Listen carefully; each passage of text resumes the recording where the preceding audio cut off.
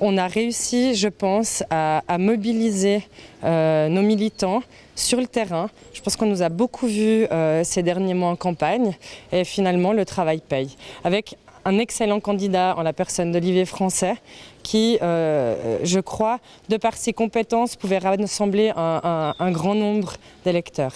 Si l'UDC avait présenté un candidat, est-ce que Olivier Français serait passé ? Alors je pense que l'UDC n'a pas présenté de candidat, sachant qu'aucun de leurs candidats n'avait une chance de passer à ce deuxième tour. Je pense qu'Olivier Français reste avant tout un homme libre. C'est notre monsieur infrastructure au niveau fédéral. Je pense qu'on a des grands enjeux en termes rails et routes dans la région. Et je pense qu'avoir Olivier Français au Conseil des États, c'est effectivement peut-être donner une poussée supplémentaire à des accords de crédit pour notre canton. On est très content sur les résultats de Géraldine Savary et de Luc Recordon qui sont arrivés en tête à Nyon.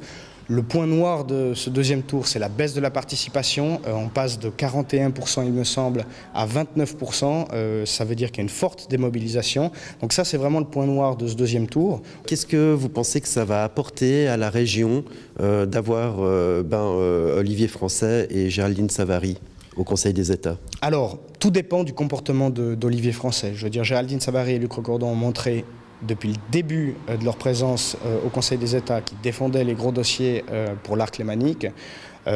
Olivier Français, a priori, a défendu les infrastructures ferroviaires, notamment routières, à Berne au Conseil national. Il a été quand même réputé pour être peu présent, peu impliqué dans la politique fédérale. Alors on va voir maintenant, est-ce qu'il va jouer ce rôle de défendre les gros projets de l'arc lémanique? On l'espère. On l'espère. En tout cas, on est certain que Géraldine Savary va essayer de le tirer dans ce travail-là, qu'elle sait faire et qu'elle a montré qu'elle savait faire. Alors évidemment, c'est une grande déception de ne pas avoir réussi à faire passer le Recordon au Conseil des États. Le Conseil, il n'y aura plus qu'un seul vert, je crois, au Conseil des États maintenant, avec Robert Kramer de Genève. C'est une perte clairement pour les Verts. Beaucoup de gens ont relevé que finalement, lors des dernières élections fédérales, vous aviez profité de l'effet Fukushima. Cette fois, c'est l'UDC qui profite de la crise migratoire. Ouais, c'est ça la politique finalement. C'est ça la politique. Alors il y a effectivement ce danger d'une réaction du public qui réagit en fonction des événements.